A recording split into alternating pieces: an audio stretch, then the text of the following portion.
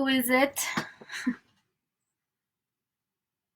So here on this Facebook Live, I can't see who's joining. So if you guys want to comment who's joining, that would make my life a lot easier.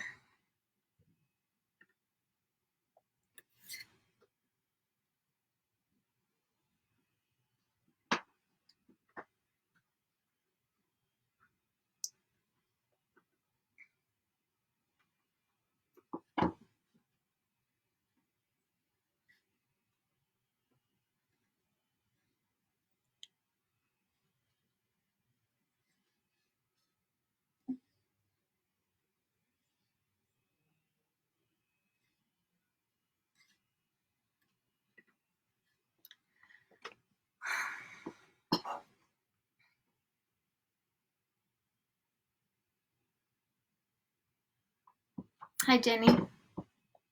Thanks for commenting.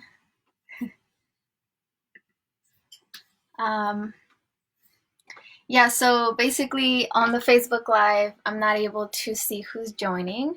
So whoever is here, if you guys can start commenting your name, I like to see who is with us. And then, yeah, just, we want to make this as interactive as possible for everybody. So just, feel free to comment or ask questions about what's happening, and we'd be happy to answer any questions.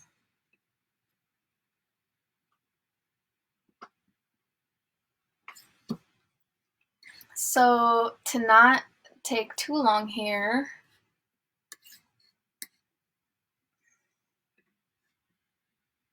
hi Amanda.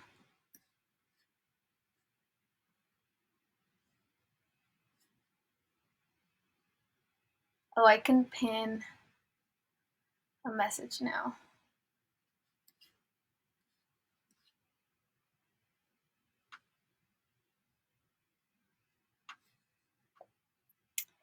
Nine people. Who are the 9 people? Well, who are the 6 people that haven't commented? Just comment down below who's joining so that we can see. You don't have to put your full name, just put your first name and say hi. So we are making another salad. I promise I can make other things. It's just that salads are quick and allows me to talk about other things while I'm cooking because it's not super complicated. And we can kind of build up from here also. So we can start with salads and then we can go on depending on, our skill set. So we'll be, hi Sean. So we'll be making more interesting things in the other streams. But for now, I think salads will do. But today for the theme is going to be sustainability in food. And basically the meals that we plan for each theme really is going to the thought behind it has to do with the theme for that specific live stream. So for today, it's going to be based on sustainability. And if you guys didn't know, tomorrow is going to be Earth Day. And at Chabot College, we actually celebrate the whole week. We like to celebrate Earth, and we hold events that have to do with sustainability and environmental, climate change. Those are kind of the themes that we hold events around. So as we know, with the whole quarantine and the coronavirus, we are, holding our events virtually.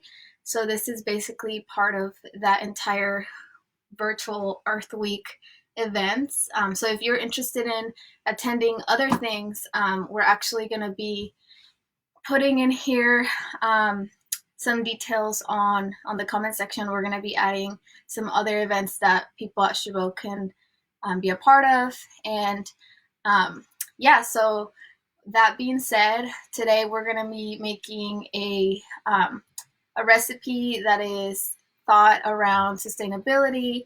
Kind of all the components about it have to do with sustainability. So I'll be talking about kind of the different things and how that has to do with environmental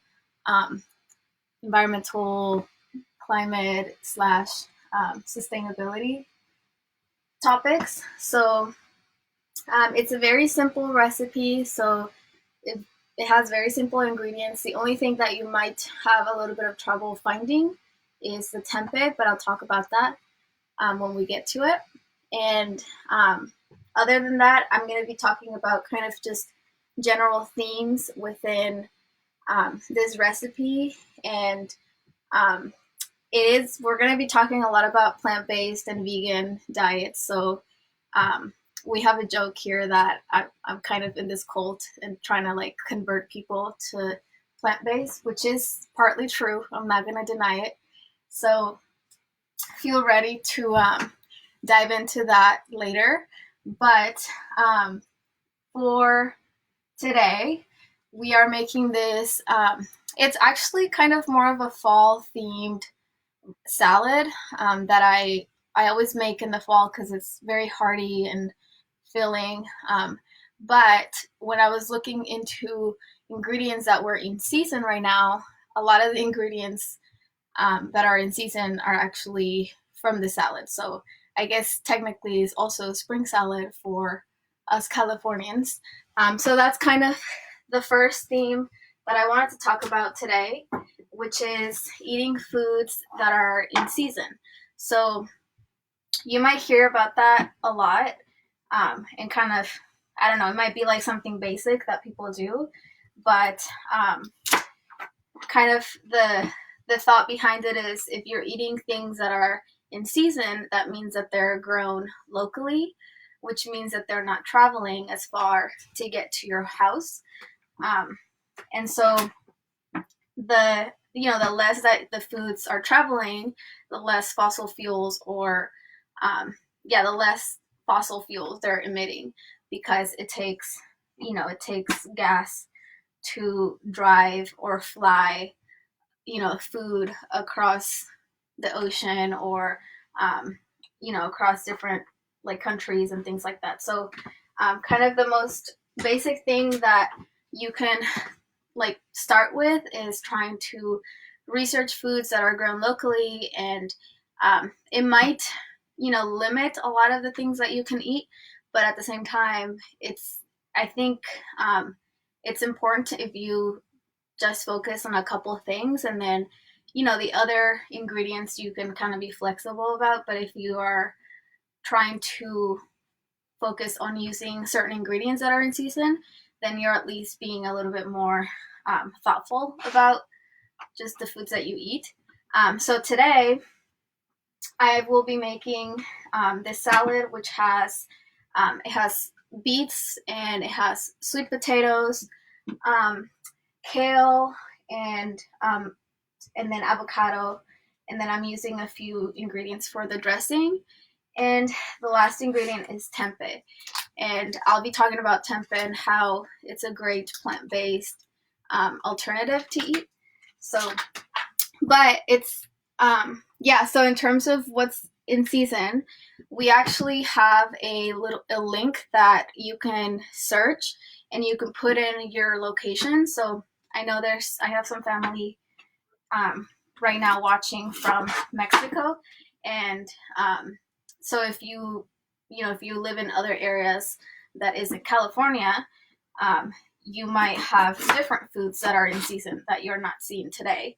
So yeah, I would recommend that link a lot. It's very easy. You just put in your location and it just tells you kind of the main ingredients. You put your location and then also the time of the year. So if you're also wanting to know, what's going to be in season later or some other part of the year, then you can also input that. So if one of the freshies can just insert this link below. You'll see it later. But that's a great resource to use. And so I actually already started chopping the sweet potatoes to make this a little bit faster, because as we know, we want to start by roasting your ingredients first. Whenever you're cooking, that's what's going to take the longest. So that's the first thing you want to do.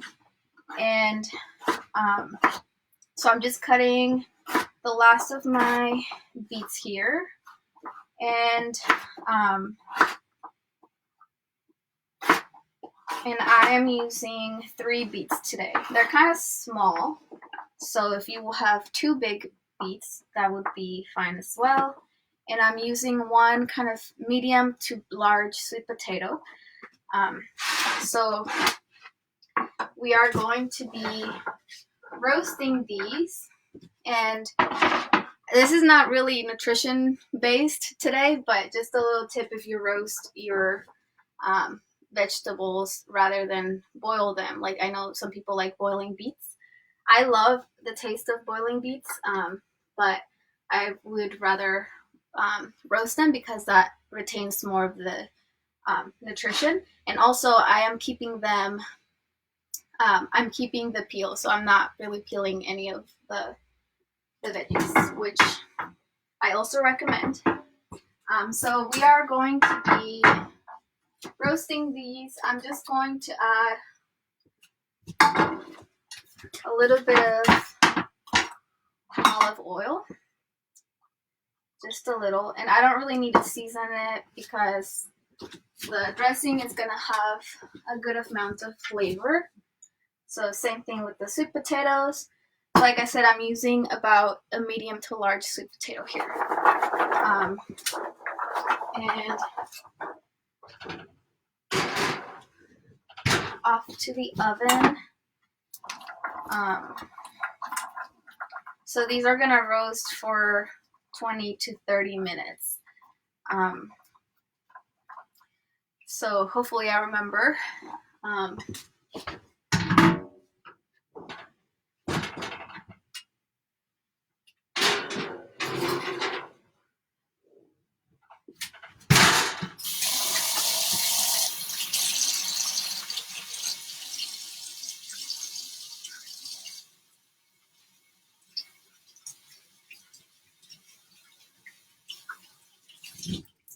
So another thing that I wanted to talk about with this recipe is that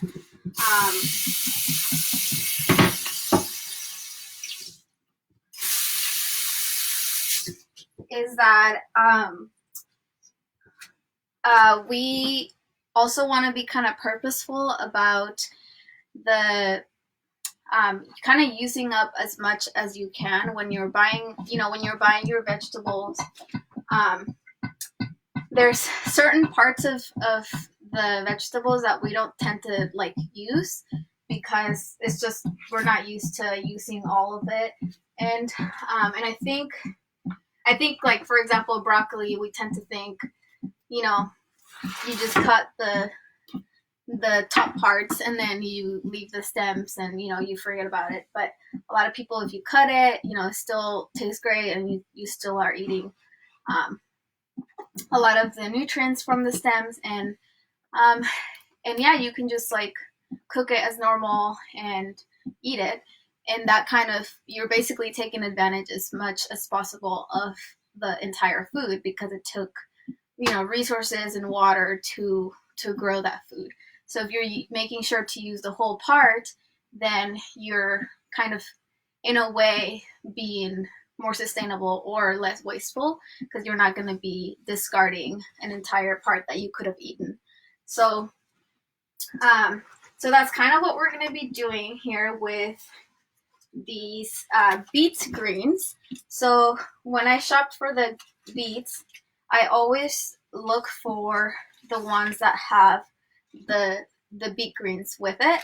And you might not have, sometimes certain grocery stores don't even come with them. They just have the beets alone. But if you can find these, then you're kind of taking advantage of the whole vegetable. And these are super nutritious as well. So what I do with this salad is I'll basically, I'll cook the beets, or I'll roast the beets, and then the beet greens I eat just like in the salad, like you would with kale.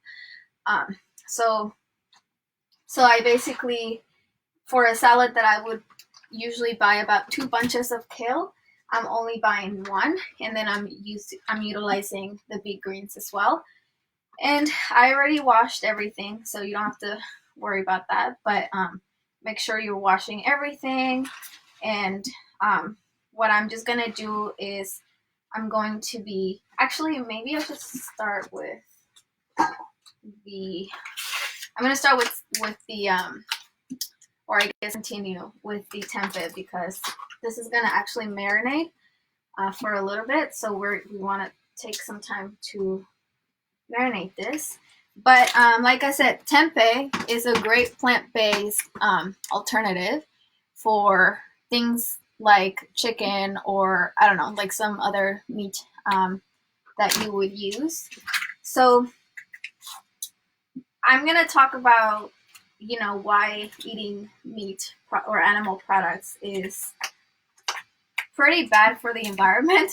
And I don't mean to do it to shame anybody, because food is, I'm like, I should have rinsed my knife, because now it's like turning everything pink. But I don't mean to like shame anybody or throw shade or anything, because everybody is doing what's best for themselves. And a lot of us grew up eating a certain way, and that's just our cultural way to connect with food. And that's totally fine. But there is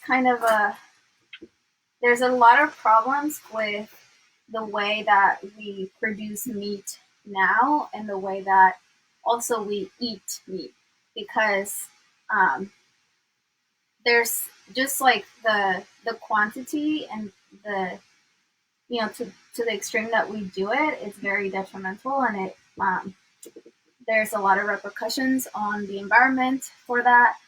So I'll be kind of talking about some statistics regarding that. But to keep it a little positive, tempeh, if you haven't tried it, it's basically so these are cultured or fermented organic, or they don't have to be organic. This is organic, which I guess I should talk about organic also in this episode. There's a lot of things that have to do with food and sustainability. So soybean. So this is cultured or fermented soybeans. So if you think of tofu, so tofu is technically fermented soy milk. So it's like um, the liquid from soybeans. These are the soybeans actually kind of packed together and fermented. So I tend to like the texture of tempeh a lot better, because it's a little bit harder. and and the taste of it tastes a little bit more like, I don't know. It to me it tastes a little bit more like meat, because of there's like this umami flavor, which, if you know what umami flavor is, it's basically essentially it's the flavor of meat. And it's also, there's other things that have that flavor, like mushrooms, tempeh. So there are certain things that kind of taste more meaty. And a lot of times for vegans, vegetarians, or plant-based people, they kind of look for those flavors. And I don't think it's like to be like, a lot of people are like, well, why do you want to eat like this fake thing or this fake meat? I think sometimes it's nostalgia, cultural, whatever. But if you're trying to replace something that is more damaging to the environment and your health, with something that is better for you, and you're looking for those same flavors, I think that's totally fine. And that's kind of what makes it also doable, because you don't want to just eat something that tastes bad just because it's good for the environment or your health. Like you also want to have something that's tasty. Um, so what? So tempeh is a great alternative for that, and you can marinate tempeh. You can grill it. You can eat it raw. You can do so many things with it, and it's very flexible. Without and compared to tofu, you kind of have to do a lot more to tofu to make it taste or have the texture of something that is resembling something else like meat. Whereas tempeh has already a texture that's more firm and resembles more like chicken, which is something that I would eat fairly often before I went vegan. So if you're looking for ways to essentially replace chicken or reduce how much chicken you're eating, you could be using tempeh. So for example, if you're making a curry and you would use chicken in the curry with other veggies, I would just cut up the tempeh in a way that you would with chicken, or like in kind of a similar shape. And yeah, so we are using tempeh today, and we're basically just going to be marinating it on this dressing that is kind of feel like I should have cut chunkier pieces, but that's fine. So the marinade here is going to be mustard, maple syrup, and apple cider vinegar, a little bit of cayenne pepper, and that's basically it for that. I mean, you usually want in a dressing, you want some fat, you want some acid, and you want something kind of savory, and then a little bit of sweetness. So yeah, so that's kind of what we're just working with. You can replace different things, like if you don't have apple cider vinegar, you can use something like lemon or lime. And for the maple syrup, if you want, you could use honey. Of course, we're trying to be as plant-based as possible, but there also even is like some controversy between honey and maple syrup, which I'm not going to get into, but to be honest, I still think that like, if you're trying to be better and you're eating honey, it's actually kind of good for bees, because at least if it's sustainably farmed and local, if you eat honey, it actually helps your allergies if you're eating local honey. But at the same time, if you're supporting local bee harvests, that actually helps the bee population. So yeah, I still kind of recommend people to to support local bee, that is, local bee harvests, and that are doing good practices with their bees. So I'm gonna be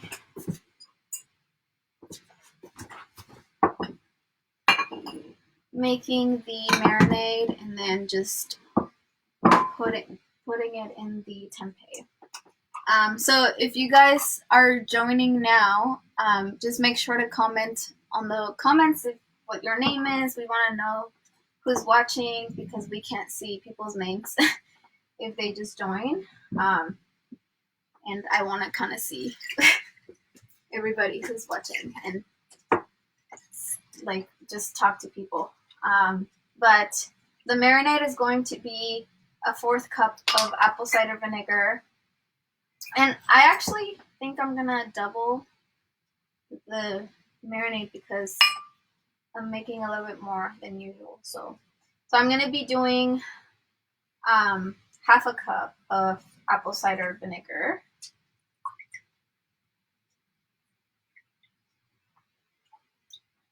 And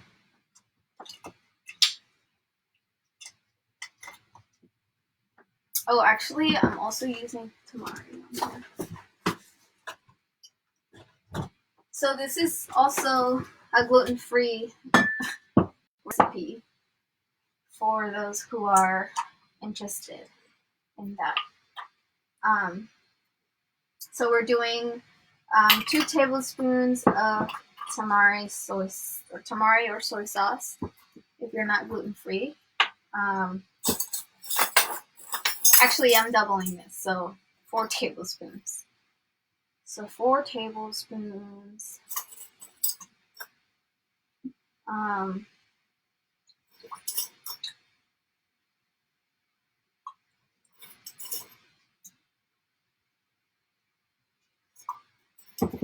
So this is quite a bit of dressing, actually. I'm gonna have leftover, like I always do. Don't I, Jenny? Don't I always have leftover dressing? And then 4 tablespoons of maple syrup. I'm actually just gonna keep it at 2 because I don't really think it needs to be that sweet. So, as always, feel free to adjust depending on your likes. And then we're doing 4 tablespoons of mustard. So I really like using the whole ground, or what's it called? It's basically the kind of mustard that you see like the mustard seeds. I don't know what's the name. And so I like using that one as well as Dijon. So I'm using only Dijon right now because that's all I have. But usually I'll do both. So we're doing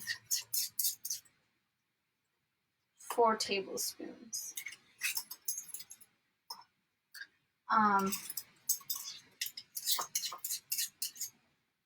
The comments are kind of slow. I don't know if people are actually commenting or...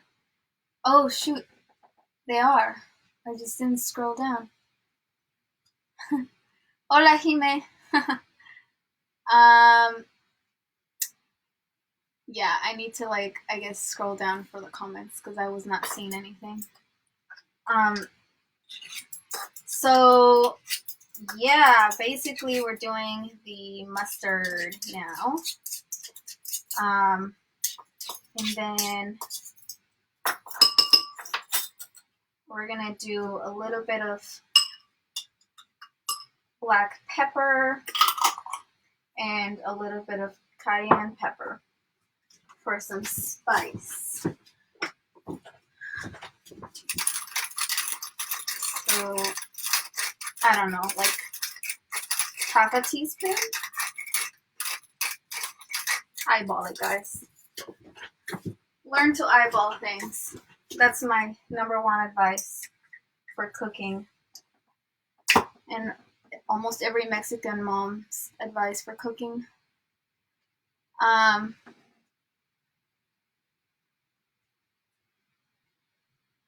Quit not shaming me? What do you mean, Sean?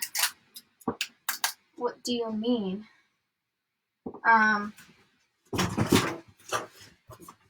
So we're making, okay, we need half a teaspoon of cayenne pepper.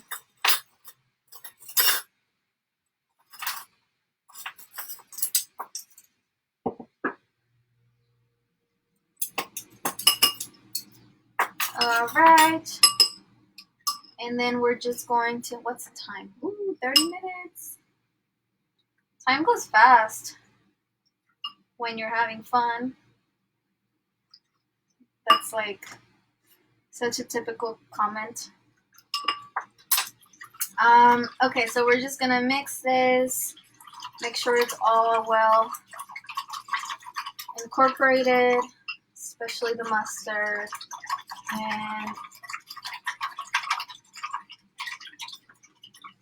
and that's the dressing. It smells very potent. That's when you know it's good. And then we drop it in the tempeh, or on the tempeh. And make sure it's all coating everything. So that's that. By the way, I have this set up very if you could see this, which I guess I could show you, but it's basically a chair and then 3 board games propped on like a window and then the laptop. And I had to put away the cats because I knew that they would be dangerous to this kind of setup. So do not call CPS on me, Cat Protective Services, because I'm doing this for you guys. And they're happy. They have toys, and that's all they need, and food. So now we're going to be kind of, I guess, sorting this leafy green situation. Usually for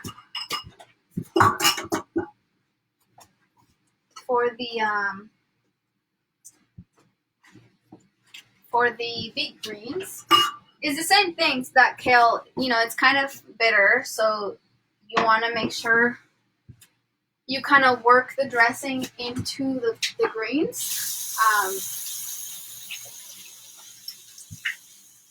And if you don't like kale, I understand why you wouldn't, but it's probably something with your technique because there is a way to work with kale and leafy greens if you want them to taste good. But they're super nutritious and they're actually really good for the soil. That's kind of why they say kale is like the hippies' vegetable, because for those who like grow food, kale puts a lot of nitrogen into the soil.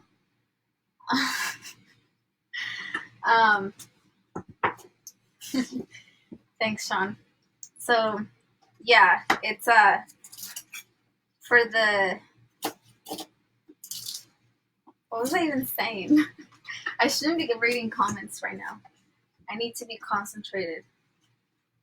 So anyway, yeah, you want to, for when it comes to kale, you want to work in a lemon juice or your dressing, something acidic to, and then also, as well as some oil. So like olive oil or in this case, we're going to be using avocado.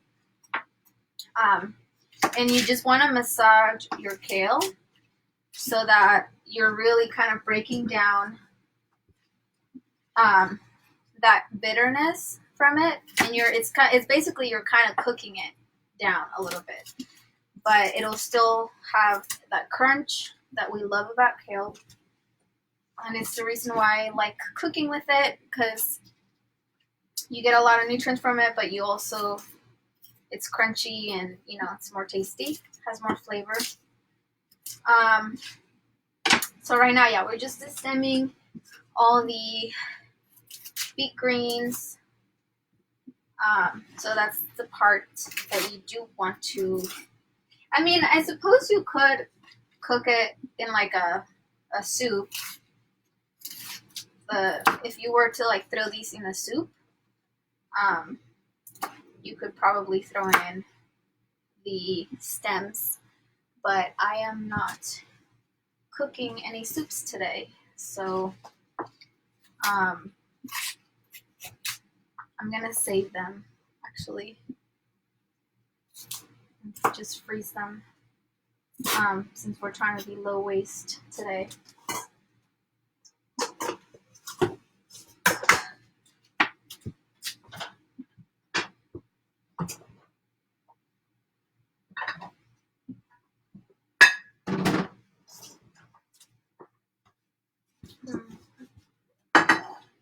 And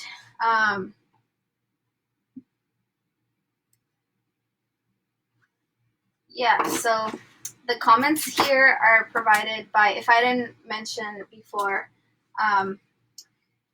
we have a team of student assistants who are so cool, and they work with Fresh, doing different projects, and we have, basically they're the ones who are providing the information, the facts, they're fact checking all the nonsense I say, and yeah, they're amazing. So you should talk to them in the comments. And so I am going to be kind of rolling this in together, and then I'm just gonna chop it into like bite-sized pieces.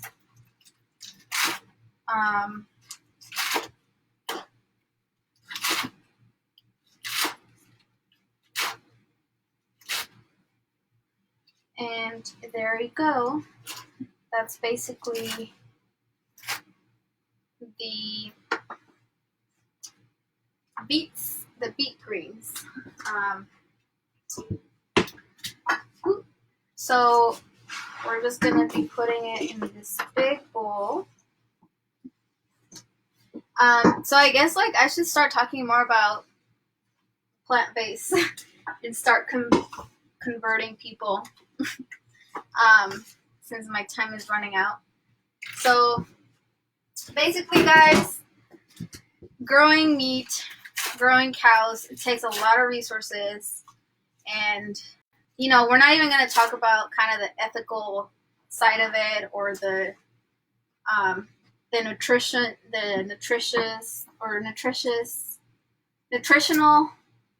side of you know, eating a plant-based diet, because that's not what today is about. But there is a lot of information and research that shows that eating a plant-based diet is a lot better for the environment. And I'm kind of just going to break down. Oh, for kale, by the way, if you're buying this kind of kale, I forget the name of this. This is never mind, that's not gonna help. Do anybody on the comments know what kind of kale this is? This is like, there's many different kinds of kale, but I like this one for this salad in particular. It's kind of like the medium between. It is very hard to find fresh greens. I know, that is true. It is hard to find fresh greens. Are we talking like in general or right now? Because I think both are correct. But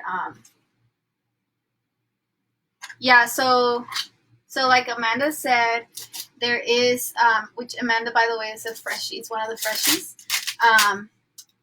There is, yeah, the farmers markets are still opened right now, and I actually, I mean, I haven't been finding that it's hard to find at my local grocery store. There is certain grocery stores which I actually wanted to talk about in terms of like sustainable grocery stores. Yeah, curly kale. Thank you, Eric.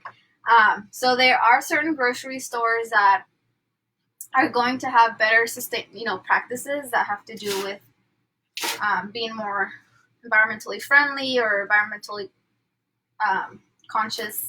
And I think that generally those grocery stores are going to offer more fresh vegetables. So I think that is also kind of I mean, we're not going to talk about this in much detail, but there is a correlation between food deserts or neighborhoods where there are grocery stores that are less, that have less fresh produce, which is better for people's health, but also better for the environment than kind of more processed foods. But even in that, like to that extent, like I was thinking about like which grocery stores are kind of more sustainable. I think people tend to think of something like Trader Joe's as being kind of sustainable because they have they have, you know, like their marketing is very like hip and just, I don't know, like the way they market things, I feel like kind of you think that they're being one of the more sustainable stores, but in reality, they're really, they use a lot of plastic, and they also pretty much ship.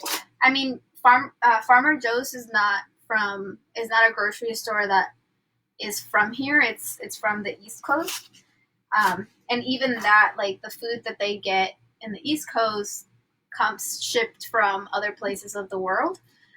So basically, Farmer Joe's, or sorry, not Farmer Joe's. I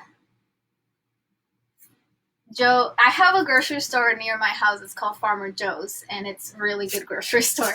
But I'm talking about what's the freaking name? Farmer, is it Farmer? It is Farmer Joe's, right? I don't know. I'm getting so confused between the different names. But there is a grocery store near my house that is very good because they source a lot of the food locally. And there is also, if you guys live in the Bay Area, Berkeley Bowl is also really good. They have a huge selection of fresh, foods and foods that are also culturally appropriate. And then, if you think actually Safeway is also a pretty good grocery store because they actually source their food locally. So Safeway will generally, even though it's a chain grocery store, they will source their food. Most of their food they will source locally. So if you go to a local Safeway, they'll likely be using foods that are grown nearby. So Trader Joe's. Trader Joe's. Okay, so Trader Joe's is not great. But Farmer Joe's, which is really only in Oakland, it's pretty good. So now we have basically all this kale and beets, beet greens. So I'm making quite a big portion here, which the way that I store this salad is I just store everything separately so that it keeps for longer. And then the other thing that I would recommend doing is only doing kind of that massaging of the kale to the portion that you're going to be eating, so that you're not making it all soggy, and then it's going to last less time in your fridge.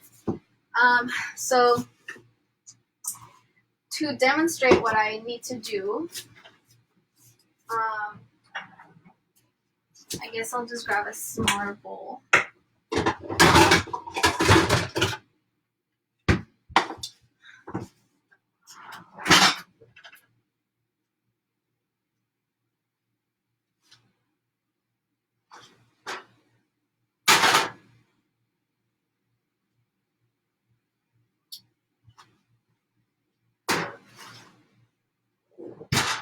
That is not ready yet.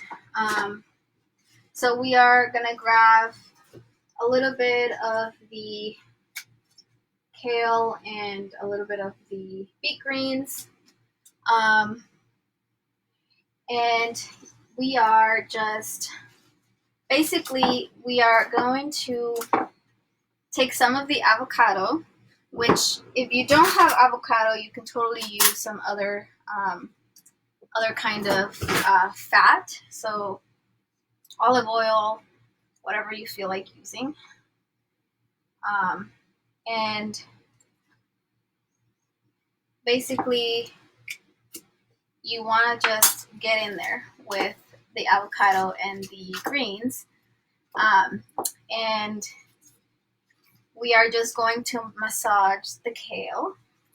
And I'm telling you, this makes a huge difference for when you eat it. It just tastes a lot more, it tastes sweeter rather than like that bitter taste that you would get, because you're breaking down the starches in the and the greens, and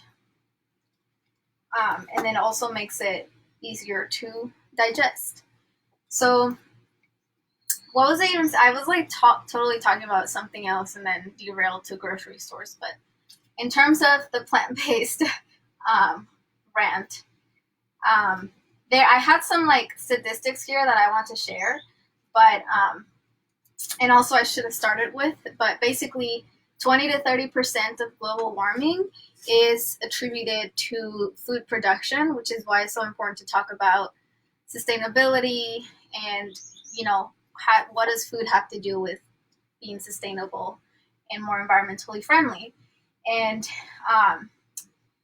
you know, just think about like 20 to 30% of all global warming, all, you know, like emissions are attributed to food only. And that basically, you know, that means that all the food that we're eating, we're kind of constantly making, all these choices that are going to, you know, essentially make a difference to whether or not we're going to continue to contribute to global warming. So, the and you know, by the way, like the 20 to 30% of that's basically twice as much as all the cars, like all the pollution that cars emit on the planet, all the cars combined, and all the pollution that they emit, that times two is still less than what food production is emitting. So that is why it's so important, you know, to think about food and you know, kind of make better choices, because it really does make a difference. And you know, I know a lot of people often feel like, what am I going to do? Like, what do I even like, I don't have the power to change anything. And you know, it is true, like industries have a lot of power and they make a big impact. And but that should not, you know, that should not prevent us from being better, because at the end of the day, making these better choices is going to have an impact. And there is a huge, basically like the single thing that you can do, or that individuals can do to have an impact on the environment, is to be plant-based, or at least to consume less meat. Like that does actually have an impact individually. So not on the individual, but like if I as an individual make the choice to become plant-based, that actually does have an impact on the environment as a whole. And so basically, yeah, and there's many reasons why that is. There's you know, it takes a lot of water, a lot of land, it takes a lot of carbon emissions to grow, you know, a cow that, you know, you're feeding like constantly for it to be killed once, to, you know, to feed a handful of people. Whereas if you use those resources that took to, you know, to grow this cow or this animal, if you took those resources and put them directly onto plant-based food, you could feed a lot more people. And so, yeah, so that's basically kind of the simple answer. There's also like, you know, like for example, in I have like another stat here, which is 63% of the Amazon's rainforest destruction is attributed to cattle ranching. And that's basically like, you're cutting down all these trees, which, you know, has kind of a double impact, because you're not only you're cutting down these trees which actually took carbon dioxide into them out of the earth. Like trees are helping us and we're cutting them down. So you take that kind of resource away, and then you replace it with cows, which put more methane into the environment, which it's more of a fun fact, which is not really that fun, but cows mostly just like fart and burp, and that's actually a lot of the methane that gets into the atmosphere, which is really bad for, it's what kind of attributes to global warming.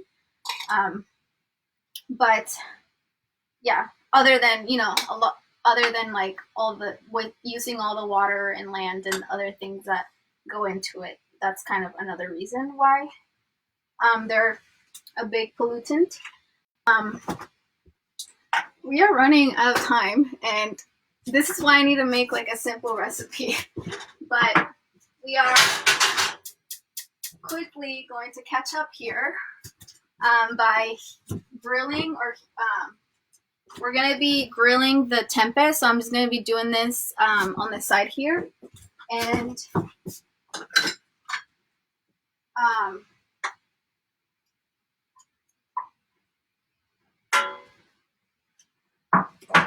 so that is all kind of left to do, is just to grill the tempeh, and then we're just gonna put everything together.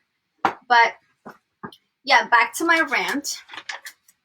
It's basically, yeah, the single thing that does the most, you know, does the most damage to the environment, that has to do with individuals making choices.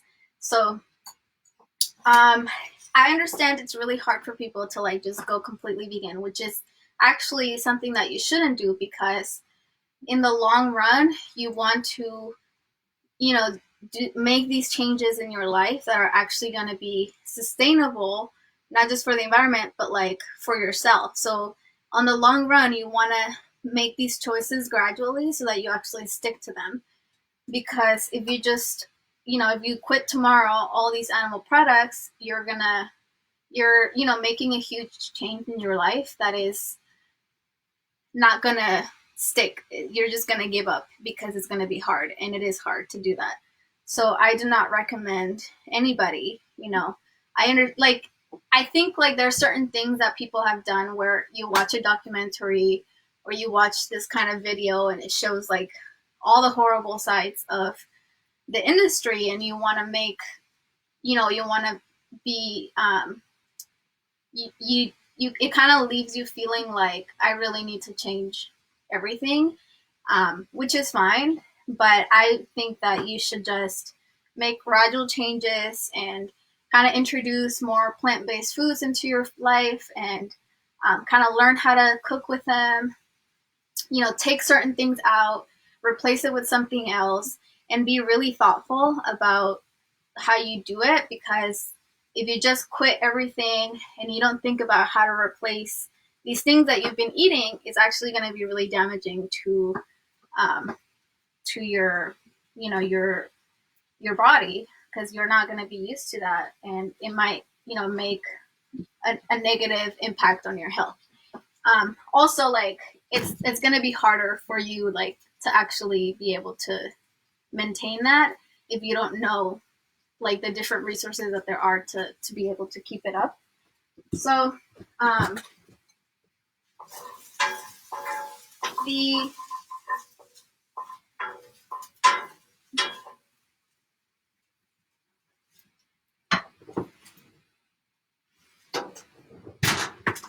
the other thing is that you should give yourself a break too. So you know, if one day helps to like eat a little bit of vegan junk food, I think that's totally fine, and you shouldn't, you know, you shouldn't feel bad for doing that, or feel bad for like, you know, eating a little bacon every once in a while. Like that's like, the point is not to feel shame. It's just to have a more positive impact on the environment. So so yeah, like I think that just making gradual changes is really the best you can do to make an impact on the environment.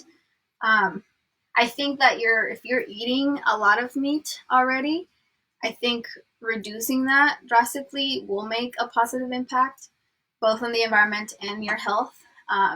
But you want to be thoughtful. You want to make, you know, you want to do your research. You want to you know, think about what other foods are going to be giving you the same nutrients that you would get from the foods that you were eating before.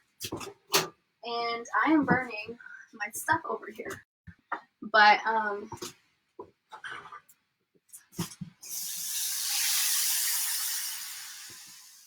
so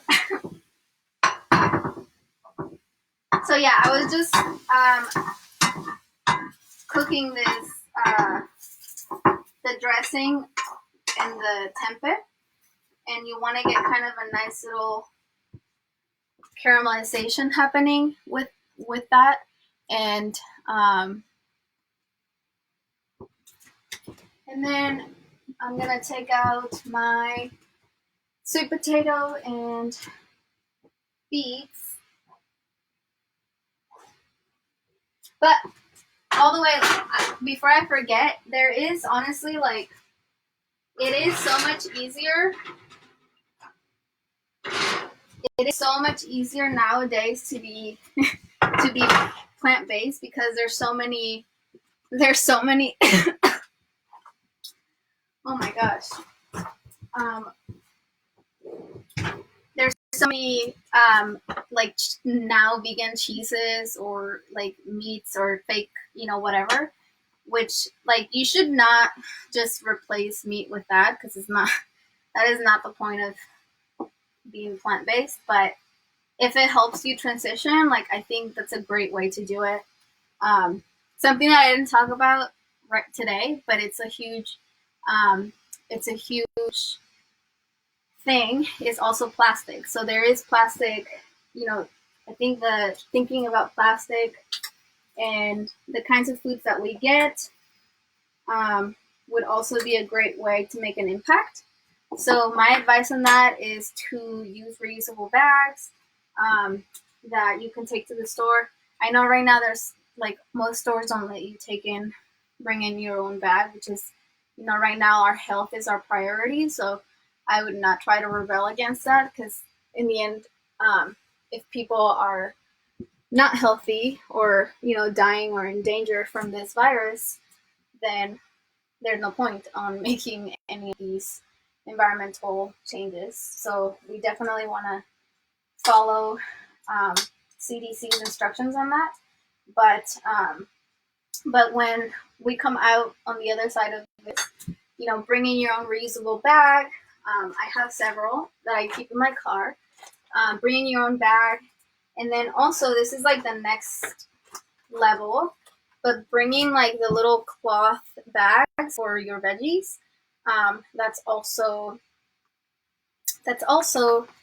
another way to avoid plastic, when you're not gonna have to then, like, use each plastic bag. You can also use those if you don't have these cloth ones. You can use the plastic ones and just reuse them until they're no longer able to be reused. But you can just wash them and reuse them several times. But if you ever, like, have a little bit of if you want to, you can just get the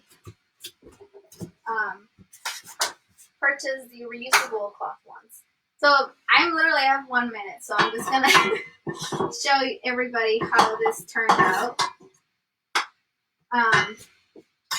And we have, oh my gosh, it's like no time.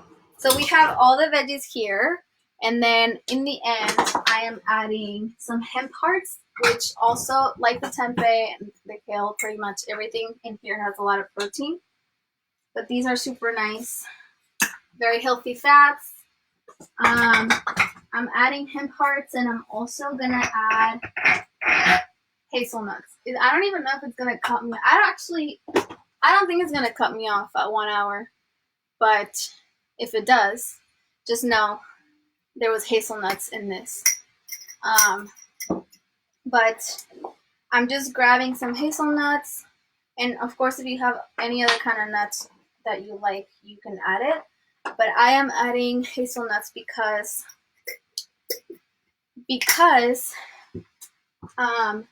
there are certain nuts that do take a lot of water, and if you want to be a bit more thoughtful, you can opt for certain nuts that are more sustainable. And I know hazelnuts are grown locally in California. And also almonds, but they don't take as much. They don't take as much water. And yeah, we're just adding these hazelnuts on top. And then lastly, I would have cooked all the tempeh, but I have to do it later because I didn't have time. But I'm just adding a little bit of that dressing that was left over from the marinade. And there you go. That is the salad.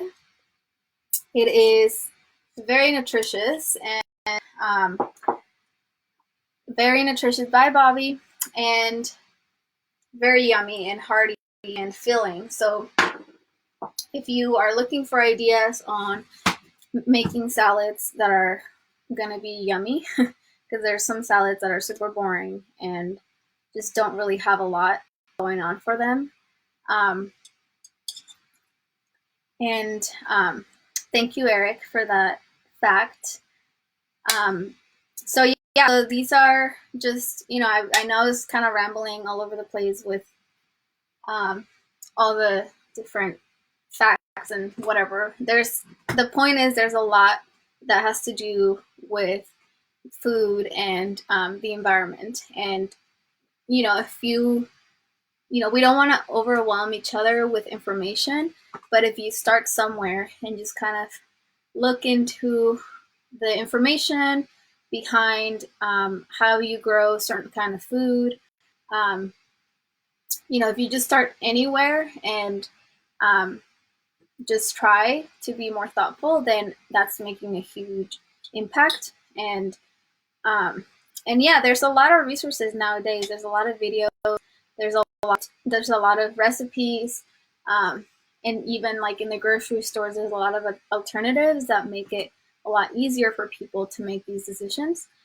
And so I would just recommend, trying to learn a little bit more about it, because these are things that you're putting in your body, and that take so many resources, so much time. It took so much for that food to get to your plate.